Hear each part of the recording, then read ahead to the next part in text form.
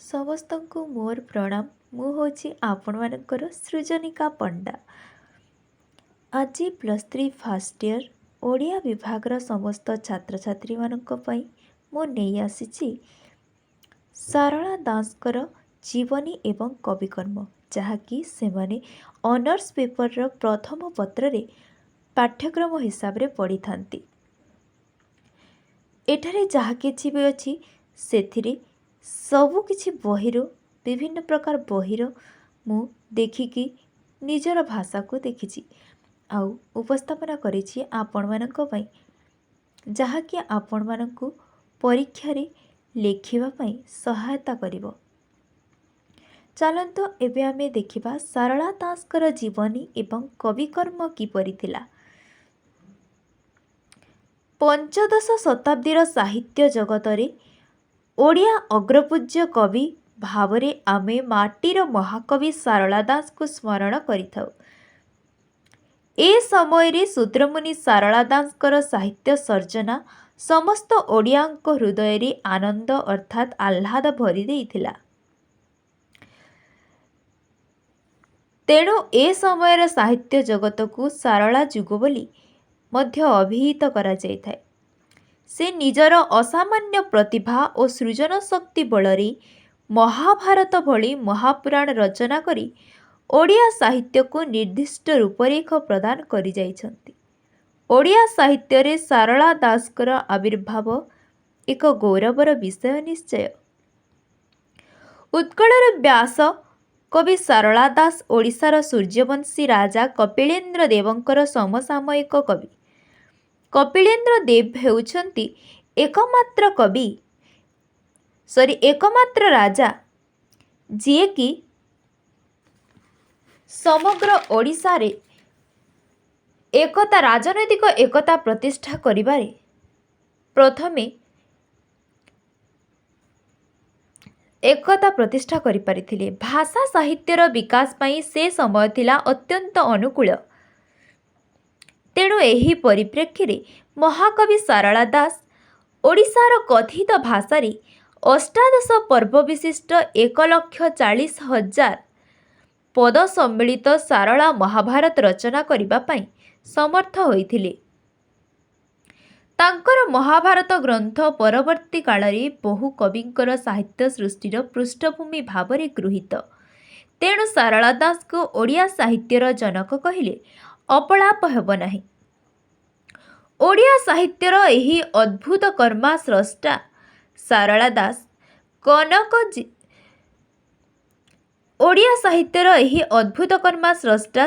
ଦାସ କଟକ ଜିଲ୍ଲାର ତିର୍ତ୍ତୋଲ ଥାନାନ୍ତର୍ଗତ ଝଙ୍କଣ ନିକଟବର୍ତ୍ତୀ କନକ ପାଟଣା ବା ଆଧୁନିକ କନକପୁରରେ ଜନ୍ମଗ୍ରହଣ କରିଥିଲେ। ତାଙ୍କର ପିତୃଦତ୍ତ ନାମ ଥିଲା ସିଦ୍ଧେଶ୍ୱର ପରିଡ଼ା। ସେ କୃଷକ ପରିବାରରେ ଜନ୍ମଗ୍ରହଣ କରିଥିଲେ।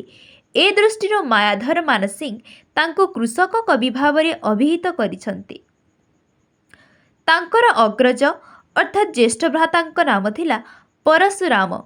କବିଙ୍କ ଭାଷାରେ ଚିତ୍ରୋତ୍ପଳା ନଦୀ ଯେ ଉତ୍ତର ଭାଗେଣ ଜଙ୍ଘେର ପୁର ନାମେ ଅଟଇ ପାଟଣା। କନକପୁର ପାଟଣା ଘର ପର୍ଶୁରାମ ମୋହିତାଙ୍କ ଅନୁଜ ସାରଳା ଦାସ ନାମ।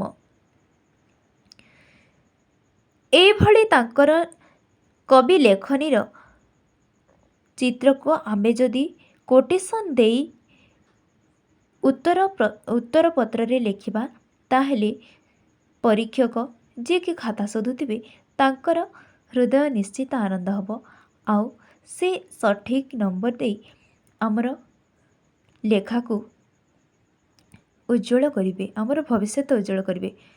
ସାରଳା ଦାସ ନିଜକୁ ମୂର୍ଖ ଅପଣ୍ଡିତ ବୋଲି କବି ନିଜର ନମ୍ରତା ପ୍ରଦର୍ଶନ କରିଛନ୍ତି। ସାରଳା ଠାକୁରାଣୀଙ୍କର ଅପାର କରୁଣାରୁ ସେ କବିତ୍ୱ ଲାଭ କରିଥିବା ପ୍ରସଙ୍ଗ ବର୍ଣ୍ଣନା କରିଛନ୍ତି। ତେଣୁ ସେ କହିଛନ୍ତି, ଝଙ୍କଣ ନିବାସୀ ଚଣ୍ଡୀ ଶ୍ରୀ ସାରଳା ସେବି, ତାହାଙ୍କ ପ୍ରସନ୍ନେ ମୁହିଁ ବୋଲାଉଛି କବି। ଏହି ପଦଟି ତାଙ୍କର ମହାଭାରତର ଦ୍ରୋଣ ପର୍ବରୁ ଆସିଅଛି। ସାରଳା ଦାସ ଜାତିସ୍ମର କବି ଥିଲେ। କବି କହିଛନ୍ତି ଯେ से प्रथम जन्मरे कालिदास थिले, द्वितीय जन्मरे महाकाल ध्वंस रूपरे जन्म नेले एवं तृतीय जन्मरे सारला दास कवि भाव में आविर्भूत हेले। से सामान्य सृजनी शक्तिर अधिकारी से असामान्य सृजनी शक्तिर अधिकारी थिले। एहा सहित दैवी कृपा तांको प्रतिभा को बलिष्ठ करिथिला। महाकवि सारला दासकर सृजन कर्म संपर्क रे कवि उल्लेख करने को जाई कहिसंती, चंडी पुराण रे लिखिसंती, प्रथमे श्री रामायण द्वितीय भारत, प्रथमे श्री रामायण द्वितीय भारत, तृतीय लिखन कली श्री भागवत। एठारे जो ये पद दिया जाइछि, एठारे कहा जाइछि जे से जो लिखिथिले विलंका रामायण, प्रथमे श्री रामायण अर्थात तांकर विलंका रामायण, द्वितीय भारत अर्थात ओडिया महाभारत सारला महाभारत, तृतीय लिखन कले श्री भागवत, श्री अर्थात देवी, देवी भागवत होची चंडी पुराण। एथिरो जना जाए जे से सारला दास क्रमान्वये विलंका रामायण, महाभारत, श्री भागवत, देवी भागवत अर्थात चंडी पुराण ग्रंथ रचना करिसंती। तांकर चतुर्थ ग्रंथटी होची लक्ष्मी नारायण बचनिका। तो आजिर विषयटी एठी पूर्णछेद नेउछि। देखंतु एते सबु मु आपण मानक पई परिश्रम करी लेखि आसीछि।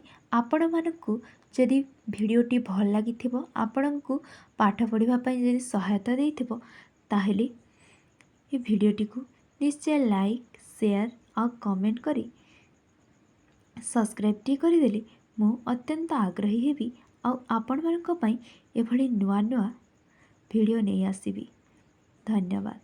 जय जगन्नाथ।